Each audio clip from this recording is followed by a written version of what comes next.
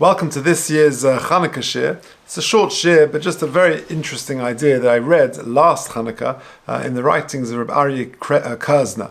He writes in the Mishpacha magazine. I don't know him, but he writes always very beautifully. And he had a fascinating idea last year, which I'd like to just portray and just expand on a little bit. He started off his article by describing a comment made to him by a friend of his who was a well-known asken and a very successful lawyer who charges over $1,000 an hour to his clients, and a person of stature and of insight.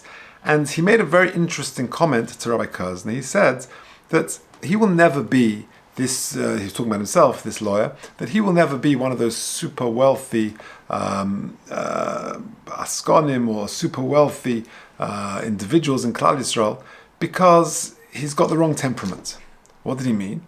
He said, you see, I'm very strategic, I'm very methodical, I'm risk averse, I'm not going to jump in and suddenly make these huge profits. To make these huge profits, you've got to take a lot of risks, and there's got to be this large upside, but also sometimes a potential large downside. And that's just not my nature. I'm too deliberate, too methodical, too strategic, too planning. The question is, though, in terms of Yiddishkeit, in terms of growth in Torah and in mitzvahs, what is the proper approach? Is it appropriate to take risks and to jump in? Or is it better to be more methodical, deliberate, and thought out? Because the Tzidkas HaTzadik, because there are sources for both. The opening of the Tzidkas HaTzadik, the great Tzaddik of Lublin, in Eis Aleph, the very beginning of Tzidkas HaTzadik, he says this: Reishis Knisas Ha'odem La'avodas Hashem Tzorich Liyos B'chipazon. You got to jump in. So, which one is it? You see, there are plenty of sources which suggest that you actually have to be very slow and deliberate. Take a look at the sources. Again, there are many sources. I just pulled together a few last night. If you're listening online, please email me at j.golker@gmail.com. I'll send you the handout.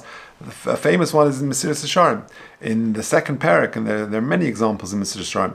But when he describes the midah of Zehirus, he says the following: Hine inyan hazehirus hu sheyeh odom nizeh b'maisav v'inyono. A person's got to be more deliberate, more methodical in his actions, more thought through. He's got to be introspective and thought out all his actions. Is this the appropriate course of action? Very slow and deliberate. He shouldn't sort of go unthinking and just sort of blind and in the darkness. This is something which logic dictates. Another example would be the Pele Yoetz, and the Pele Yoetz says this in many places. Here's just a few. The Pele Yoetz is the most magnificent sefer, and he goes through, in the Aleph Beis, various topics and themes. For under the entry of Chilul Hashem, he says this: Chilul Hashem yodua shehu chomer mikol aver sheb'Torah. Okay, we know that Chilul Hashem is a very serious issue. Rak shehem mosen v'yiten lev lachshav machshavos v'lishkol b'feles ach Christoph mereshisai. A person has got to be very deliberate and slow in his actions. He's got to be thought out. He's got to weigh up everything he does. V'lishkol b'feles. He's got to weigh it on like a very fine scale. What are the consequences of your actions? In his entry of Mosun, which means deliberation, to be slow and deliberate. Mosun v'lachshav machshavos b'milid alma. A person has got to be slow and deliberate in his day-to-day activities. Im nochen hadov v'lasos im lo, or im yoseh tov sheyechadal. Is it good to go ahead with it or to step back? So a person shouldn't just jump in. A person should be slow and deliberate. Even when it comes to mitzvah matters, says the Pele Yoetz, the person should be slow and deliberate. Is this the correct course of action? You shouldn't overstretch that you might regret things. And to think how to do it in the best possible way. And then at the very end of the Sefer, he has that sort of final chapter. He has also under the word Mosun, he says this: again repeats it, that a person should be very slow and deliberate in his actions. And then he has this most beautiful phrase he has a few times in the Sefer: Ki pri hamehirus charota, that the fruit of rushing is regret. Pri hamhirut charata. The fruit of rushing is charata, is regret. Etc., etc. So you see that the Shur and the Paliyot and many other sources say that a person should be slow and deliberate. So that's one possibility, but yet, look at the Reb Tzadok. The Reb Tzadok says in the next box, Reishis Knisas Ha'odom La'avodas Hashem Tzorech Tes B'chipazon, that it's better to jump in it, you throw yourself in it. K'moshe Matzinu Pesach Mitzrayim, for example, Pesach Mitzrayim, Shahoi Noichel B'chipazon, that it is eaten in haste. The whole nature of Pesach is one of hurry. V'lo Pesach Doros, not as opposed to Pesach Doros. Mipnei shehascholo l'natek atzum mikol tavos olam hazeh, that when a person tries at the outset to detach himself from the desires of this world, that he's very connected to, a person's got to make sure that it happens. So don't miss the boat, don't miss the opportunity. Then, and then you go with a bit more deliberation on subsequent Pesachs. The original Pesach was b'chipazon. So there seems to be a balance. On one hand, there is benefit of just jumping in. On the other hand, it's important to be slow and deliberate. You know, the famous Nike advert, you see the t-shirts and the caps, just do it. Well, sometimes that's what Reb Tzadok is saying is the correct course of action. Because, you know, many times, if you didn't just jump in, nothing would happen. Many examples. Eli Stefansky, the famous Maggid Shir, the Daf Yomi, with Baruch Hashem, tremendous success, Kein Yirbu, that he gives a Daf Yomi. I think they're up to 10,000, 15,000 people. How did it start? I don't know exactly the background, but either way, that he started in mid-Masechta, Avodah Zarah Daf Ches. Now that's a crazy place to start. Wouldn't it be better to wait until the end of the Masechta to start afresh? But the opportunity came up, he felt his Seirus to do it, he jumped in, and the rest is history. The truth is, and this is why it's related to Chanukah, because if you think about it, we say in Alanissim,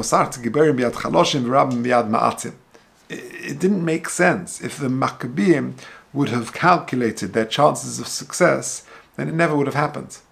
Like a small group of men fighting against a massive empire, the odds were impossible. Any military advisor would tell you, forget about it. But they jumped in and they went ahead and they did it. Just do it. Rabbi Gedalia Shar says in the famous pasuk in Parsha Shoftim, Tomim Tiyem Hashem Elokecha, the pasuk Rashi says on that pasuk, Hisalech imoy b'tzmimus. Conduct yourself with him, with HaKadosh Baruch Hu, with tzmimus, with simplicity. Be straightforward, v'tetzapel, and depend on him. V'lo tachgar acha hasidos, and don't inquire about the future.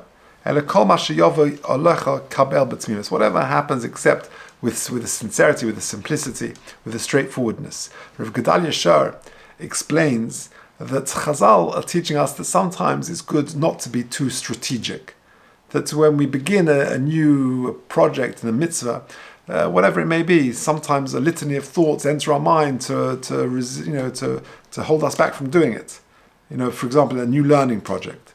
So you want to start a new Masechta with a new Chavrusa, a new project, a Raisa, right? We just finished Moyed and now we're starting Yevomas. Geschmack, beautiful. So people think, Yevomas, like, how far am I going to get already into this new Masechta? I've tried this, before it was impossible. Maybe I should learn lighter material. The time that the shir is, or that I'm going to have the Chavrusa, maybe my wife needs more help then. What about my kids? Last time I tried it didn't work. A whole bunch of thoughts enter your mind. But sometimes, says Rabbi Gedalia Shar, that Chazal are teaching us not to be over-strategic. Just try sometimes and jump in. It's actually a Gemara. The Gemara says in Shabbos Peiches Amud Aleph, the Gemara says, a famous Gemara, if you look at the next box, Hahu minad zachazia l'Rava to come ma'ayin b'shmaitze. The Gemara says that a certain min, a heretic, saw Rava was very immersed in his learning. And his fingers were sort of pressed beneath his leg, and he was squeezing them, and blood was coming out. And Rava didn't notice that he was bleeding, because he was so engrossed in his study. So the min said to Rava, you're an impulsive nation. Because because you spoke before you put your mouth before your ears, i.e., you said Na'aseh v'nishma. You didn't think it through. And I can see your impulsiveness is still there. First, should listen to what the Torah is involved in the Torah, and imatzisu, and if you accept it, if you're capable of accepting it, of fulfilling the commandments, then you can accept it. And if you're not capable of doing it, then you don't accept it. Omelei. So what did Rava respond to this min? Omelei tesagin b'shleimusik sivbu. Those who go ahead b'shleimus with wholeheartedly and with integrity, about them it's written a pasuk in Mishlei, tumas yesharim tanchem. The integrity of the upright will guide them. But those people who sort of live a life of deceit, it says that the perverseness of the faithless will destroy them. Rashi says, in explanation of those words, walk with a certain simplicity. And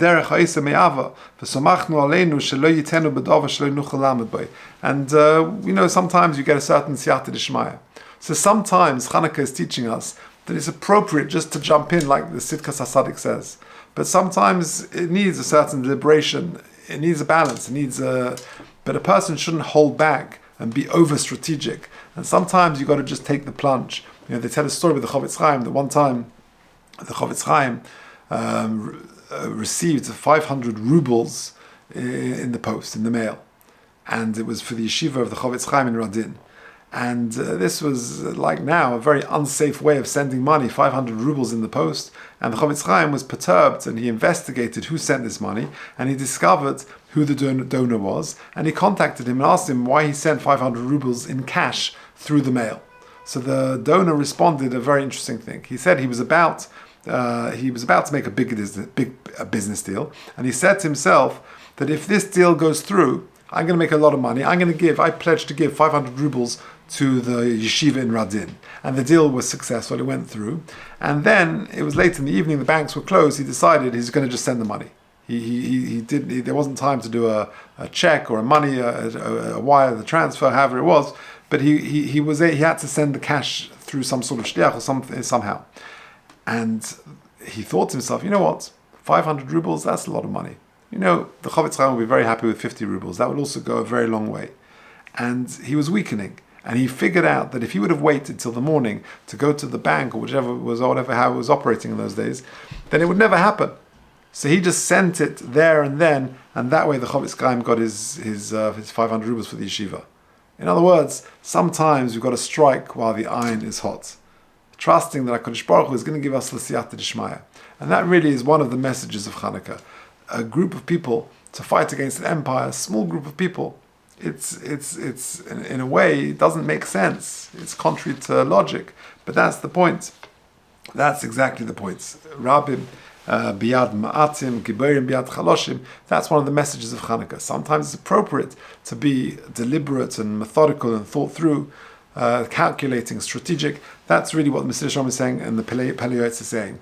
But sometimes, like the Sidkas HaSadik is saying, for that initial boost to jump in, the just do it approach is appropriate, and then HaKadosh Baruch Hu gives us the siyata d'shmaya, and for the ongoing success of that venture, then the appropriate strategy and thoughtfulness will ensure its success. Wishing everyone a lichtige Chanukah.